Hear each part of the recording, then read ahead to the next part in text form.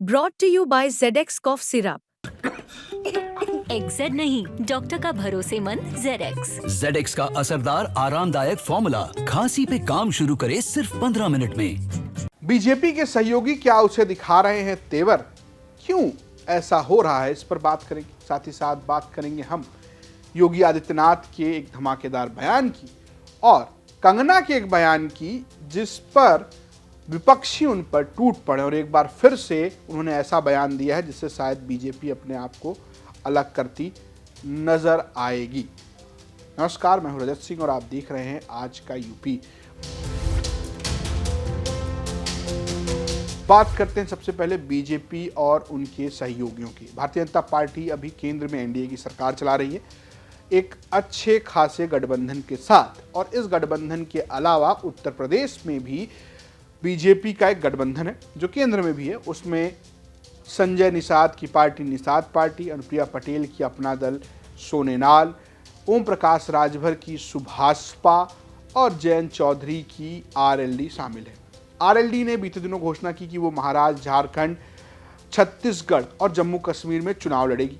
और बात यह है कि क्या वहाँ बीजेपी के खिलाफ वो बिना गठबंधन के लड़े, क्योंकि बीजेपी स्थिति में नहीं है कि उन्हें वहाँ पर समायोजित कर सके। तो ये तस्वीर आपको दिख सकती, माना जा रहा है कि एक टैक्टिस है दबाव बनाने का। उन्होंने कहा कि वो प्रत्याशियों का इंतजार करें। अब संजय निषाद ने भी एक तरीके से दबाव बनाया। निषाद पार्टी के संजय निषाद ने सभी उपचुनाव की सीटों पर, 10 सीटों पर जो उपचुनाव होने वाले उत्तर प्रदेश में, उन सीटों पर अपना प्रभारी घोषित कर दिया है। आपको बता दें कि संजय निषाद 2 सीटें मांग रहे हैं और अभी तक इस पर क्या फैसला हुआ है, ये ऐसी कोई जानकारी सामने आई नहीं है। जो 10 प्रभारी घोषित किए हैं निषाद पार्टी ने, जरा उनका नाम भी सुनिए। तो उन्होंने श्रवण निषाद, जो कि उनके बेटे भी हैं, जो चौरा चौरी के से विधायक हैं, उनको मझवा सीट की जिम्मेदारी दी है, उनको प्रभारी घोषित किया है। इसके अलावा राजबाबू उपाध्याय, जो कि सुल्तानपुर सदर से हैं, उनको कटहरी की दी है। पीयूष रंजन निषाद, जो कि करछना से विधायक हैं, उनको फूलपुर की जिम्मेदारी दी है। अनिल त्रिपाठी, जो कि मेंदवाल से विधायक हैं, उनको मिल्कीपुर की जिम्मेदारी दी है। विपुल दुबे, जो कि ज्ञानपुर से विधायक हैं, उनको कुंदरकी की जिम्मेदारी दी है। ऋषि त्रिपाठी, जो कि नौतनवा से विधायक हैं, उनको मीरापुर की जिम्मेदारी दी है। असीम राय, जो कि तमकुहीराज से विधायक हैं, उनको गाजियाबाद की जिम्मेदारी दी है। विवेकानंद पांडे, जो कि खड्डा से विधायक हैं, उनको खैर की जिम्मेदारी दी है। रमेश सिंह, जो कि साहगंज से विधायक हैं, उनको करहल की जिम्मेदारी दी है। और केतकी सिंह, जो बांसडी से विधायक हैं, उनको सीसामऊ की जिम्मेदारी दी गई। आपको बता दें कि उपचुनाव में संजय निषाद जो सूत्र बता रहे हैं वो 2 सीटों पर दावा कर रहे हैं।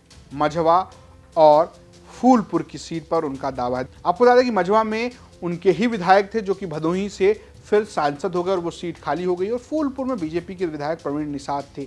2 सीटों की मांग है। क्या मझवा भी मिलेगी, ये भी बड़ा सवाल है, क्योंकि उपचुनाव है।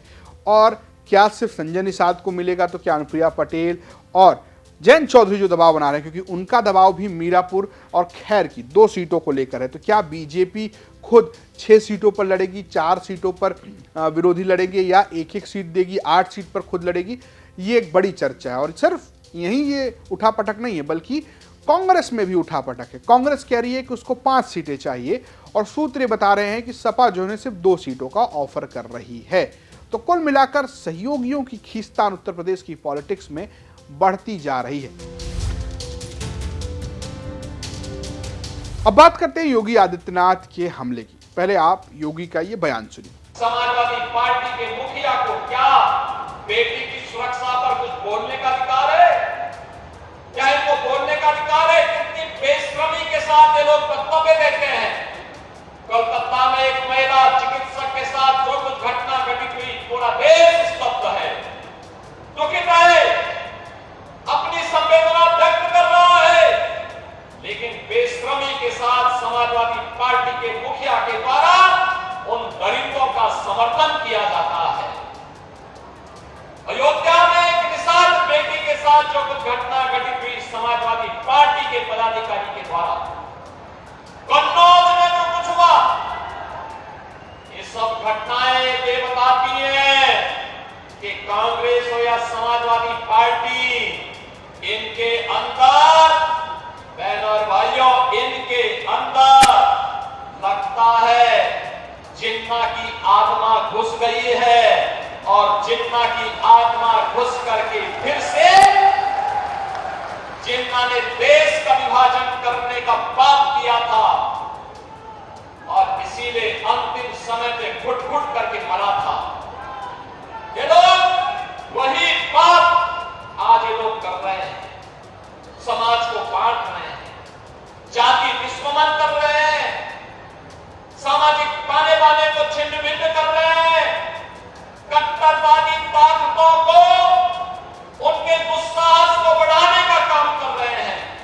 लगातार योगी आदित्यनाथ बांग्लादेश कटेंगे नहीं, बटेंगे नहीं, कुछ इस तरीके के बयान दे रहे हैं और ये लोकसभा चुनाव के बाद से वो लगातार दे रहे हैं। माना जा रहा है कि लोकसभा चुनाव में जिस तरीके से बीजेपी ऑफ ट्रैक हुई और उसको नुकसान हुआ है, उसकी भरपाई की कोशिश हो रही है और वो सभी तरफ से हो रही है। और ऐसे में एक तरफ जब केशव प्रसाद मौर्य ओबीसी के मुद्दे पर मुखर हो रहे हैं, तो योगी आदित्यनाथ ने हिंदुत्व, राष्ट्रवाद को अपना मुद्दा बनाया और उस पर मुखरता से बात कर रहे हैं। बिना नाम लिए सपा पर, कांग्रेस पर और नाम लेकर भी सपा और कांग्रेस पर लगातार वो हमले कर रहे हैं और ऐसे वीडियो आ रहे हैं। लेकिन देखने वाली बात यह है कि क्या इस स्ट्रेटजी का फायदा होगा बीजेपी को, क्योंकि बीजेपी लोकसभा के चुनाव में इन्हीं मुद्दों पर चुनाव लड़ती नजर आई थी। उसके मुद्दे में राम मंदिर एक बड़ा मुद्दा था और उसको लगातार बीजेपी के द्वारा फ्लॉन्ट भी किया जा रहा था, लेकिन उसका उतना फायदा होता नजर नहीं आया।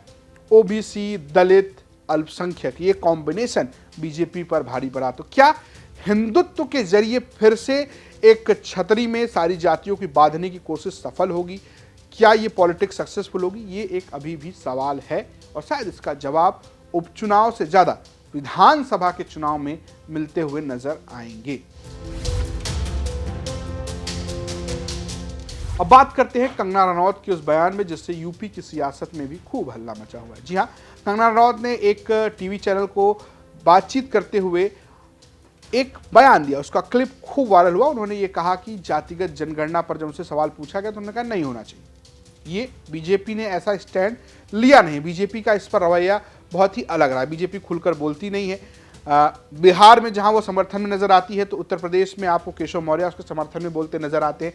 हालांकि जातिगत जनगणना को लेकर विपक्ष ने खूब माहौल बनाया। राहुल गांधी सदन में बतौर नेता प्रतिपक्ष ये कह चुके हैं कि मैं यहीं आपसे ही जातिगत जनगणना करवाऊंगा और लगातार इस पर समाजवादी पार्टी हो, कांग्रेस हो, राहुल गांधी हो, अखिलेश यादव हो, विपक्ष जातिगत जनगणना पर पूरा फोकस बनाए हुए और ये एक ऐसा मुद्दा है जिसमें जातियों के समीकरण बहुत महत्वपूर्ण है। ओबीसी, दलित समुदाय के लिए एक बड़ा मुद्दा है। ऐसे में कंगना रनौत के इस बयान पर क्या बीजेपी उनके साथ होगी? क्योंकि इससे पहले जब उन्होंने किसानों को लेकर ऐसा ही बयान दिया था तब उससे भारतीय जनता पार्टी ने किनारा कर लिया था। अब जातिगत जनगणना पर जब उन्होंने बयान दिया है तो इस पर खूब सियासी हलचल है। हालांकि बीजेपी के मंत्री दयाशंकर सिंह ये कहते हैं कि ये मुद्दा जो है वो राष्ट्रीय नेतृत्व का है, वो बात करेंगे, हम कार्यकर्ता बात नहीं कर सकते हैं।